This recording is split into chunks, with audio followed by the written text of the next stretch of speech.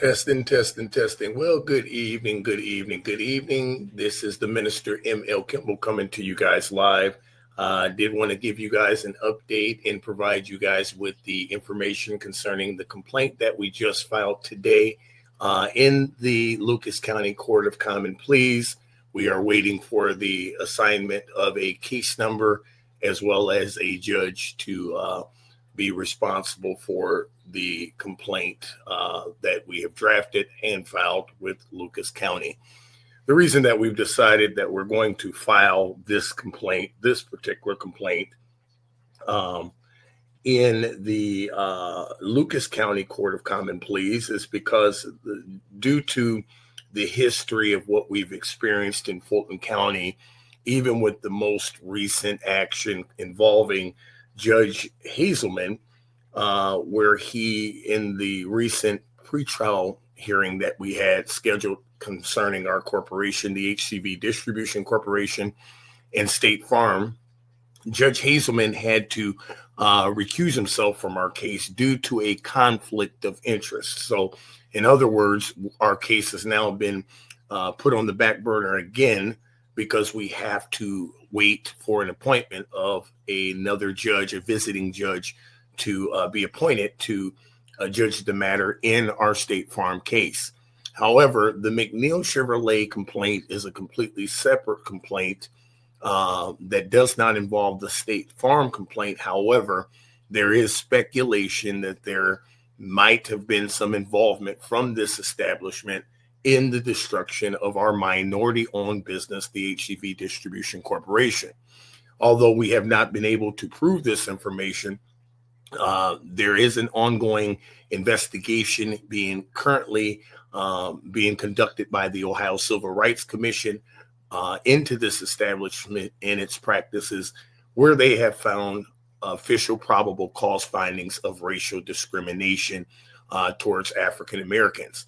So the reality of this is this complaint was filed not because of the past experiences that I experienced as the former finance manager of this establishment, because due to the statute of limitations, it does limit any claims to be brought to the court concerning employment, limiting it to literally 2 years. I believe it's 2 years after that you can bring a claim. So this complaint is not to file charges because of the mistreatment that I experienced as the finance manager, but it does highlight the most recent actions of the dealership and dealership representatives, which does constitute a completely separate complaint.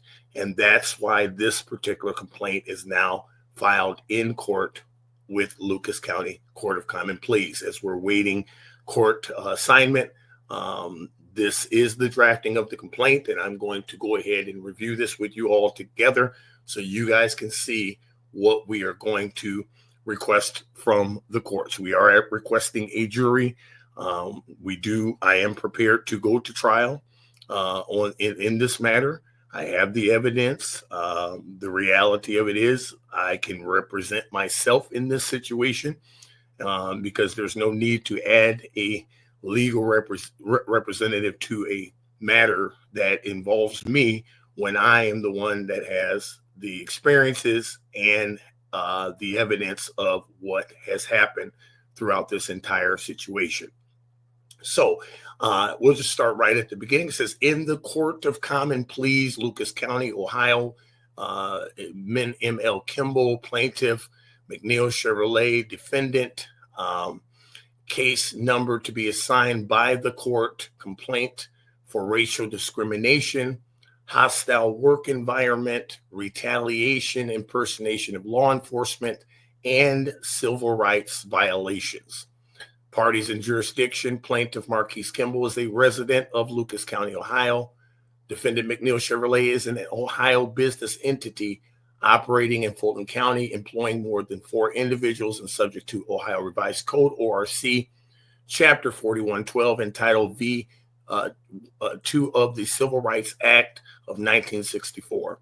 This court has jurisdiction under ORC 2305.01 and ORC Chapter 4112 as damages exceed $500 and involve violations of civil rights. So this is why we're filing in this particular court, because it does have jurisdiction over cases that involve civil rights violations. Factual allegations. Now, these are the complete facts of the case, which again, it paints the picture of this establishment. However, some of these facts cannot be, brought up as a complaint because, we're past the statute of limitations on some of these complaints. However, it does paint the picture of why it's important that these facts are highlighted.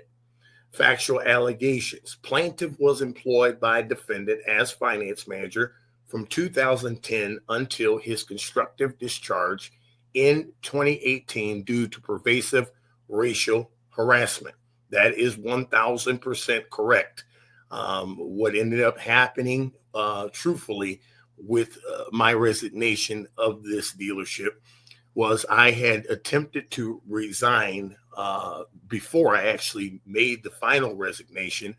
And when I made the announcement that I was going to resign from the position, the dealership did everything in their power to prevent me from doing so. So they promised me all of these different things that they never did, keep. They made these promises to allow me to continue to work my side business, which was a credit restoration company. And what we were doing, what we specialized in was, working with minority customers that have credit issues and restoring credit and things like that. And so I had developed a strong customer base of credit restoration customers. And a lot of those customers would come to me to purchase a vehicle over the years throughout my time at that dealership. So the time that I resigned, when I finally made the resignation decision, at first I made this decision and I made the attempt to announce it to the dealership. And like I said, they said, hey, what can we do? We'll give you we'll allow you to keep your separate private office. You can work the hours you want to work. We won't change your pay. Just do not resign. We can still have you coming out here. You can bring your customers out here part-time, and we'll keep you happy and we'll get the banks out here to get your customers approved.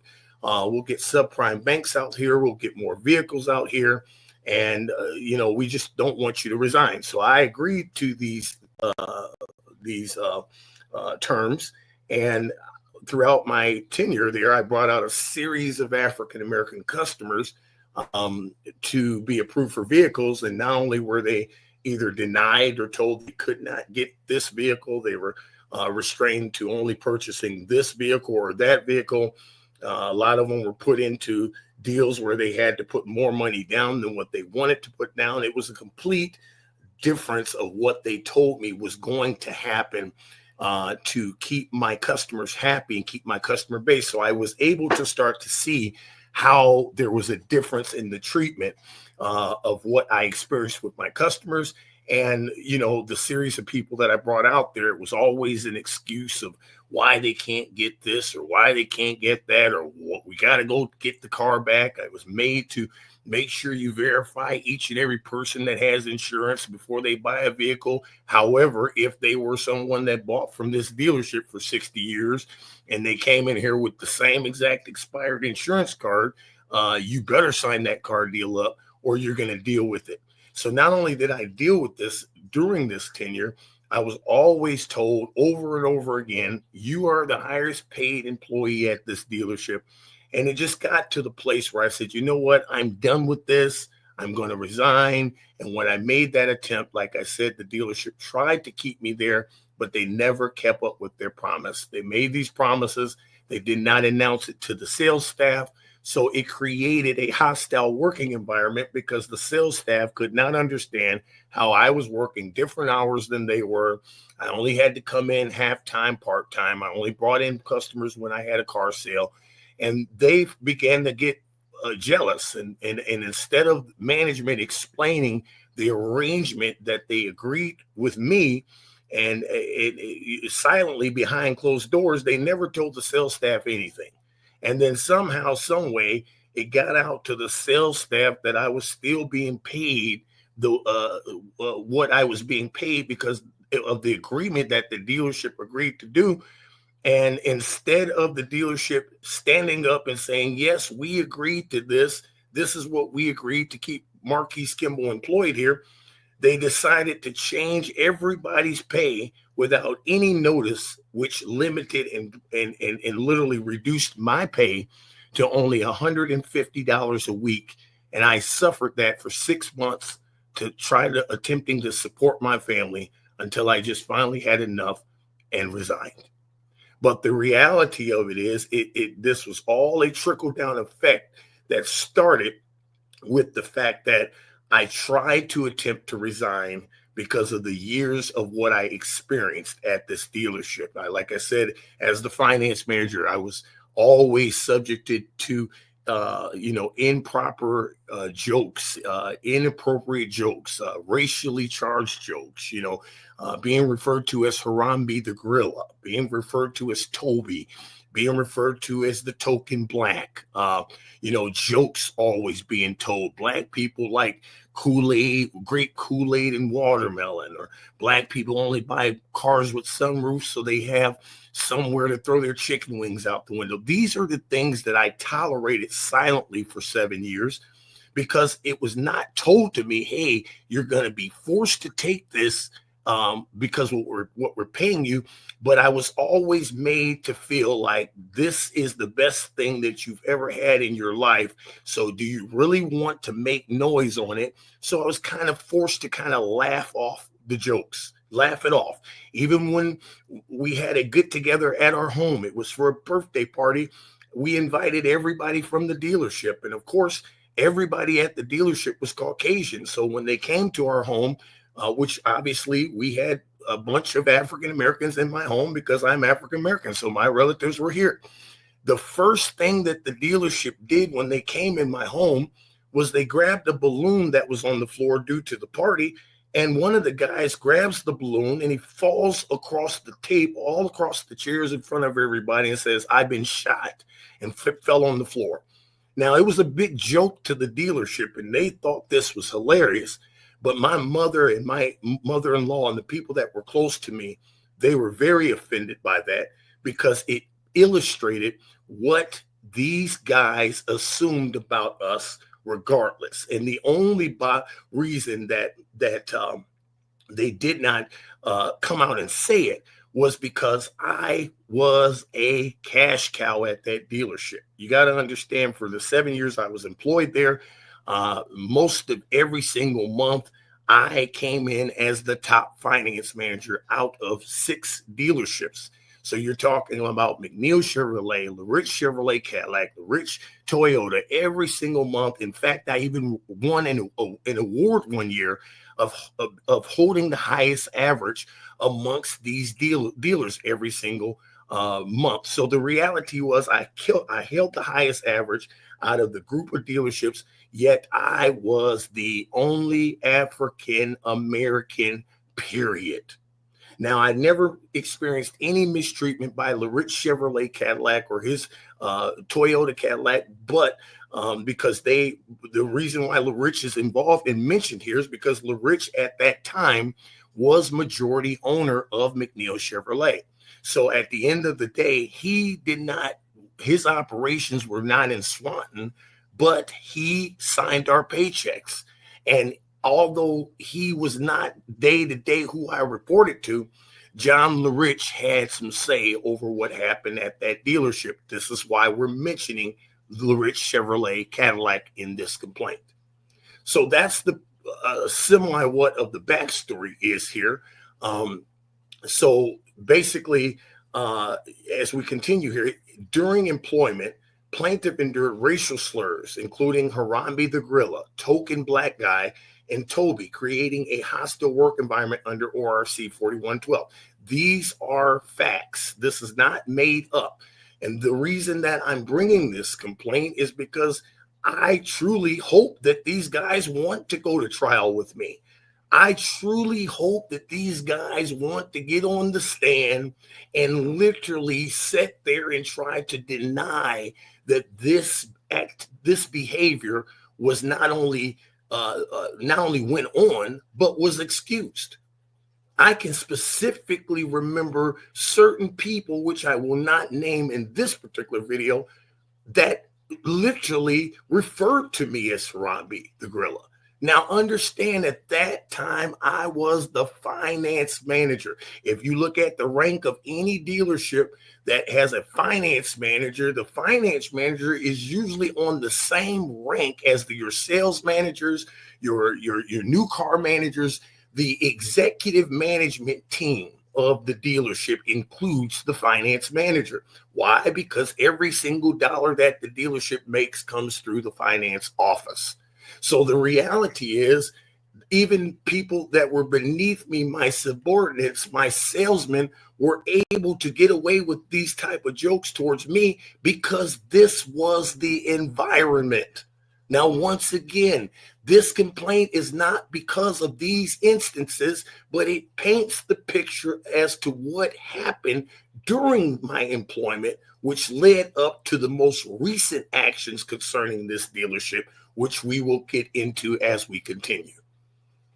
Defendant failed to address plaintiff's complaints, leading to his resignation and financial harm. That's correct. Once again, my very first week of being employed at this dealership, I had to suffer an inappropriate, racially charged joke in front of the entire lunch staff that literally resulted in the person that made the joke being disciplined or reprimanded, so they say.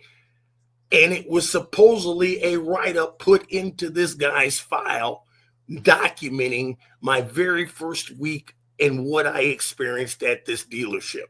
The very first week of employment there was an inappropriate joke that was said during lunch in the conference room that was excused.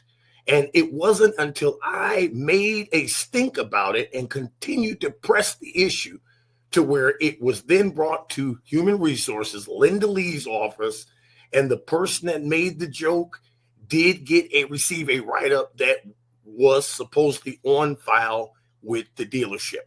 Now, that was the only time there was any consequence for this behavior, although it constantly went on throughout the 7 years. I'm telling you, jokes about Afro Sheen, jokes about cocoa butter. I mean, just every single day, whether it was somebody from management, somebody from sales, or it was just customers from the dealership, people that had come in for years, that I just took this behavior. Because when you take a person that did not have a college degree in his late 20s, trying to do better for his family, and you give him a position where he's making over $100,000 a year, you give him a free car to drive, then realistically, that afforded my family a different life. It allowed my family to experience things that a lot of people that I grew up with never got to experience. So it put me in a position where you just kind of just take it, even though it burned me up every single day. There are people, friends and family that can verify the times I get off of work at that dealership and they would just say to me, I don't know how you can tolerate it. How you put up with it is beyond me. But the reality was, I wanted my children to be raised in a decent home, in a different area, decent schools. And the reality was, I said, hey, it's not that big of a deal. I just kind of brushed the stuff off. But the reality of it is, you have to always remember, it doesn't matter who's paying you, how much they're paying you, who cares what they're paying you. Does not give them the right to mistreat you and violate the law because they're paying you a paycheck. Once again, this dealership gave me nothing. They only guaranteed me a $20,000 per year draw. Let me explain that to you guys that don't understand. What that means is every single Friday, they gave me an advance on my pay, which was about $500 every single week. And then every single month, when we received our pay from our performance, I had to pay that back. So they did not give me anything. I earned six figures a year because I exceeded the goals that they gave me every single time, which allowed me to earn a substantial income. Now, but if you're earning this income, but you have to deal with every day, what do I got better be careful on what I even put on to come to work, because I know somebody's going to say something if the color's not too right. I even was told at one point, they pulled me in the office and told me and had a conversation with me about the clothing I was wearing, telling me that it wasn't good for the area that I was in. Now, I don't know where in the law it's okay for your employer to dictate your clothing if it's not in violation of the dress code. However, this was the way they made me feel, so I had to wear a certain hat for 7 years until I just could not take it anymore. So this led to his resignation and financial harm. In 2021, plaintiff co-founded the HCV Distribution Corporation in Swanton, Ohio. And on January 17, 2022, the business was burglarized. Law enforcement, specifically Swanton Police Department, delayed the response by over an hour, exacerbating losses. Let me break that down and expound on that a little bit more. Our store alarms alarmed and alerted the Swanton Police Department at 6:32 a.m. that there was a disturbance occurring at our business. Their office was located 0.2 miles from our former business. Explain to me why they did not respond until over an hour after being notified. That's where the scam actually starts and begins, because the reality of it is I reside 20 miles from the business, yet they were notified the moment there was a disturbance at our business, but then they decided to investigate me wrongfully, interrogate me wrongfully, obtain my fingerprints wrongfully, and then wrongfully accuse me for insurance fraud and spread this information around to the public. Went around Swanton that I was up to some no good, trying to run an insurance scam all throughout the town. And it started with the Swanton Police Department. But they refused to tell the public that, wait a second, our chief notified us at 6:32 a.m. that right around the corner from our law enforcement agency, there's an alarm going off at a business that's predominantly, first of all, a only minority-owned business in the city.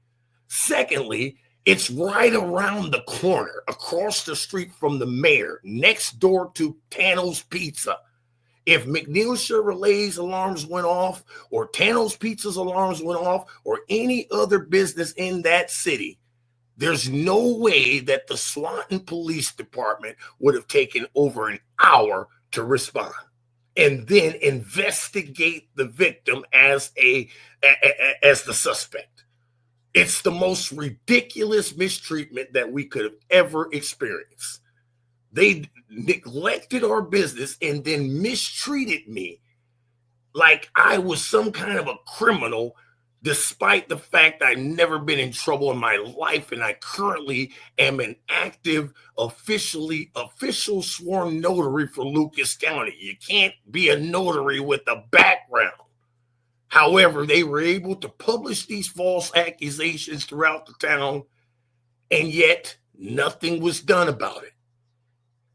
This is why we have a separate complaint in Fulton County highlighting exactly what transpired between the Swanton Police Department, State Farm, our former agent, State Farm agent Jeff Lambert. There's an entire separate complaint highlighting those violations. But this particular complaint is to highlight specifically the activity of this dealership and their representatives up until last week, despite the complaints and all of the things that are going on. During the investigation conducted by State Farm, defendant's representative, Jason Koss, impersonated law enforcement and was monitoring my social media platforms. We recorded documented evidence of this guy going to my personal social TikTok platform that had 5,000 followers at one point, to we now have had to close that down out of safety reasons, because what the hell is my former employer, my former direct boss, consistently monitoring my personal social media platforms? This is an invasion of privacy and a violation of law. And then, like I said, we are no longer connected on a professional level, so you would have no reason to be going to my personal social media platforms habitually unless there was some other motive behind it. So not only did this guy attempt or contact me impersonating the Swanton Police Department, which we have on recording, literally identifies and says that he's from the Swanton Police Department. Now, I wouldn't have ever brought up my former past treatment of what I went through with this dealership had they never tried to contact me impersonating the Swanton Police Department. Because now it brings question as to why nobody was investigated or questioned at this dealership by State Farm. You're conducting an investigation, then you should have damn well contacted my former employer for 7 years and questioned or got a character witness or anything. They did not even attempt to contact McNeill Chevrolet whatsoever, which is another part of the complaint concerning State Farm. Okay, but during this investigation, Mr. Koss contacted me impersonating the same exact law enforcement agency that mistreated me. Now, understand that the complaints that were filed with the Swanton Police Department against the Swanton Police Department were filed directly with the Swanton mayor. I have direct inbox conversations between me and the mayor, Swanton Mayor Neil Tope, literally highlighting what his officers did to me. And his response of a promise that he gave me was he would get another law enforcement agency involved to help investigate our case. And as soon as we retained legal representation, they decided to drop the case without any further investigations or suspects. You want to explain that to me? What happened to the extra investigation, Mr. Mayor, that you promised? It never happened. That's why we got to hold these elected officials accountable. What are you coming into the office for if you can't even stand up and defend a business that you know was destroyed in your town? How do we have a grand opening, cutting a ribbon with the mayor in right downtown one moment, and then the next moment something happens and nobody stands up and defends us? For 2 years, we've had to fight it. 2 years. And now the judge had to sign off again. Why? Because of a conflict of interest. The same conflict of interest that he had 2 years ago. Why did it take until April for the judge to finally say, I shouldn't be judging this case? This is why this complaint is going to be heard in Lucas County. Why? Because the phone call made where the representative of McNeill's made impersonating law enforcement, that was made to me in Lucas County. So we're done playing the game in Fulton County. This matter will be heard in Lucas County. Too many people in Fulton County know each other. Oh, we're golfing buddies. Oh, you're over in my son-in-law's backyard for a barbecue. I'm sick of that. We need a fair case, and we need a fair opportunity, a fair trial. And I am seeking a trial. I don't want these scams had plenty of opportunities to settle this matter, and they just chose to ignore it. So now let's bring it to the public. Let's go to trial, because I promise you, I will not waste the court's time. I can support every single piece of this complaint that is alleged. None of this is made up. And the dealership's representatives know this. Mr. Cauze threatened to sever business ties if Mr. Kimble plaintiff pursued legal action. That is 1,000% yet again another factual fact that happened that nobody even took a look at or questioned. I received a phone call from Mr. Cauze saying, I'm hearing through the grapevine, through the city, that you're planning on suing the Swanton Police Department. Now, at this time, I hadn't even thought about doing this, or there wasn't even any thoughts about this. However, when I said to him, no, I hadn't, then his response to me was, if I was planning on going to go after the Swanton Police Department, the dealership would have to disassociate themselves with me. Now, you want to explain that to me? Is it because you guys donate money to the Swanton Police Department every single year during Christmas? What's the reason that you're telling me that if I tell anybody how these bastards mistreated me and they were supposed to be protecting and serving the law, that you threatened to sever our 7-year business built relationship from customers that I've referred out there from the time I sat in your finance chair, not to mention the dealership's employees were buying products from our retail location. So we had all of this going on, but all of a sudden, when it's told to you by somebody throughout the city that there were plans of me coming after the Swanton Police Department, you then tell me if that's the case, you're going to have to disassociate yourself with me. And I'm supposed to believe, like I just was born yesterday, that you or someone at this establishment didn't have anything to do with the destruction of our business. You've harassed me. You've followed my social media. You've been doing things unlawful without any consequence. I guarantee you, if I contact anybody today acting like a police officer, they're coming to my front door with the silver bracelets before you can say hoochie mama.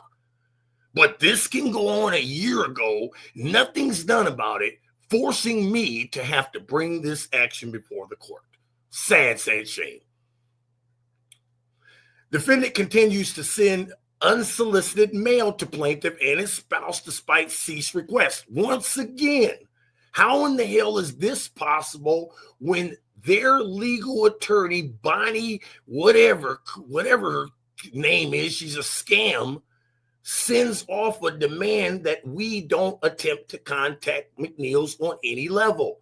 We've honored that, yet these scams have tried to send direct mail to my home addressed directly to me and my spouse, on top of contacting me impersonating the Swanton Police Department, on top of watching and following my personal social media platforms, on top of our past dealings with how I was treated during my tenure as their finance manager. And somehow there's no consequences for that. No, we're seeking judgment from the court at this point.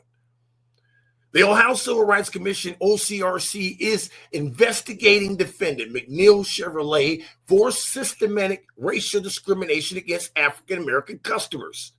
Plaintiff filed complaints with the OCRC, the Federal Trade Commission, and Better Business Bureau, which defendant ignored. Several emails to verify that they have just ignored this because their attorney has received these emails, have not even responded, despite the fact that we've escalated these complaints and escalated these complaints and escalated these complaints. There's several numerous violations here, and it's only because I'm African American that I'm treated this way. There's no way that if my skin color was different, that I would have to make 15,000 complaints to every single regulatory agency there is with supporting evidence, including a police report. Guys, I have a police report from the Lucas County Sheriff's Office where he completely spells out that he verified, heard the evidence, yet this was turned in and nothing was done. No, we're not going to stop until we get down to the bottom of what happened to our business. McNeill Chevrolet also gave us potential suspects to report to State Farm. Do you think they questioned those suspects that we turned in? And how did McNeill's know to give us this person? It sounds like to me there's some cahoots going on, and I'm done playing through Fulton County, playing their stupid scamified clown game to figure out what game is going on today. No, we're going to get down to the bottom of this, and we're not going to stop until you're held accountable. Defendant surveillance caused plaintiff's TikTok account to shut down for safety reasons, furthering emotional distress. That was my very first TikTok platform that I built up to 5,000 followers. After I found out and started noticing that this guy was watching my social media platforms, I'm like, what the hell is this? I shut the page down out of safety reasons. These people know where I live. They know where my family is. My family is safety is an issue now.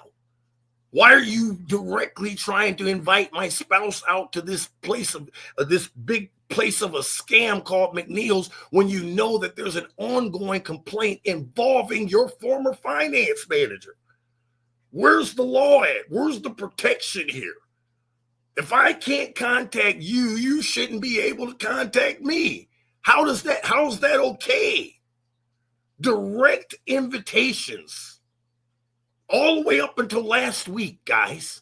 This complaint started last year, May of last year. We should not be receiving anything from these guys, especially up until last week, 2025. And you want to tell me that this is not harassment? Stop it. Now let's get into the causes of action. Causes of action. Let's start there. First of all, why is this thing freezing up on me? All right. Let's see here. Cause of action. Count 1, racial discrimination and hostile work environment. Defendant created a hostile work environment through severe and pervasive racial harassments, failing to take corrective action. You guys don't believe me? Listen, I have a birthday card that these guys gave me for my birthday. You know that I'm African American. So why would they go and give me a birthday card with a little black boy on the front of the card in front of a 1956 Chevy? You're going to say, oh, it's just a birthday card. It's nice. No, it's a problem because every single individual at that establishment that signed that birthday card was of Caucasian descent. So it clearly paints the picture of what I went through during my tenure as the finance manager of this dealership. Defendant's conduct constitutes unlawful discrimination under ORC 4112. Count 2, retaliation. Defendant retaliated against plaintiff for opposing discriminatory practices by threatening businesses' association and surveilling social media. We talked about this. I was literally told by this representative that if I reported what happened to me by the Swanton Police Department or proceeded after them legally, that the dealership would have to disassociate themselves with me. Impersonation of law enforcement. Mr. Cause impersonated law enforcement to intimidate plaintiff, a misdemeanor of the first degree. Count 4, defendant interfered with the plaintiff's right to contract freely, discriminatory customer loan practices, and post-employment harassment. Based upon all of this crap, I can't get back in the auto industry at all because of the stain of this complaint. No dealership wants to deal with me, regardless of my history, my past, what my skill sets are, because they're too afraid because of this nasty stain that's out in the public because of McNeill's. Count 4, civil rights violations. Defendant interfered with his plaintiff's rights. So we've covered that. Damages and relief sought. Plaintiff seeks compensatory damages exceeding $500,000 for lost income, emotional distress, and reputational harm. Punitive damages for willful and malicious conduct. Injunction of relief enjoining defendant from discriminatory practices and harassment. Attorney's fees and costs under ORC 41-1205. Prayer for relief, wherefore plaintiff requests judgment for compensatory and punitive damages, injunctive relief mandating anti-discrimination training and policy revisions, attorney's fees, costs, and any other further relief deemed just. Certificate of service, legal basis, hostile work environment claims requiring showing severe pervasive conduct altering employment conditions. Retaliation under ORC 41-1202 applies to post-employment actions. Impersonation statutes criminalize false law enforcement representation to facilitate intimidation.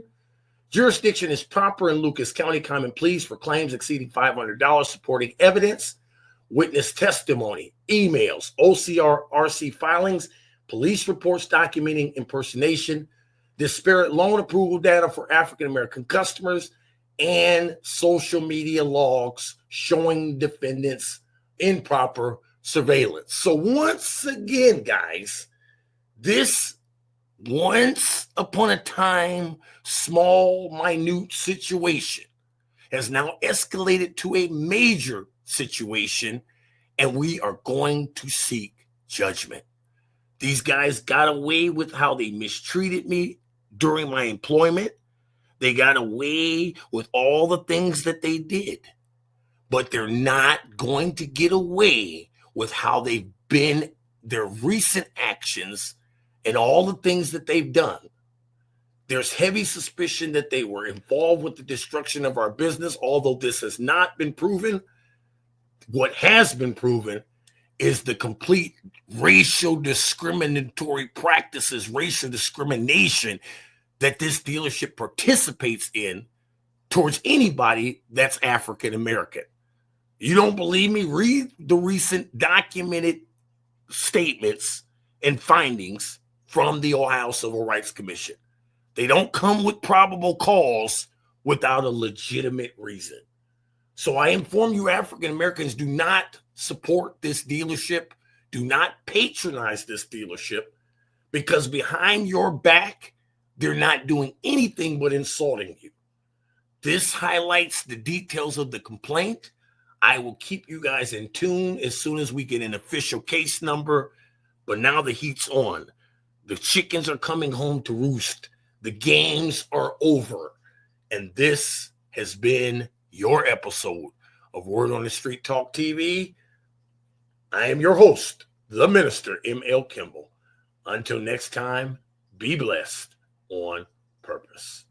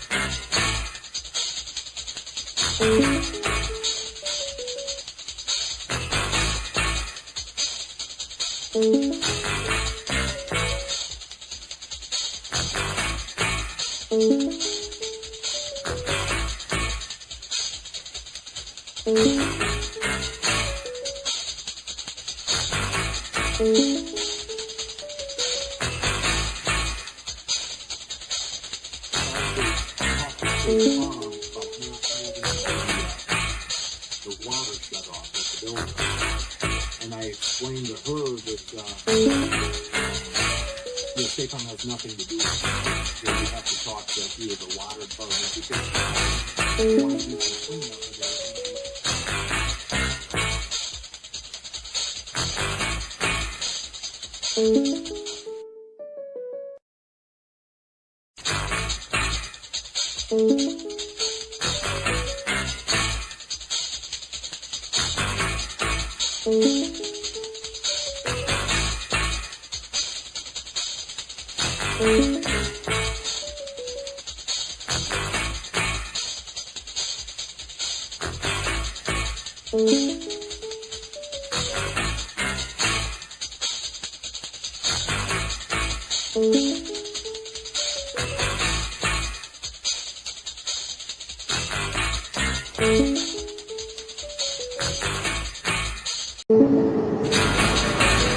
State Farm under fire for numerous violations of civil rights, privacy violations, breach of contract, bad faith practices, discriminatory practices. Don't trust State Farm.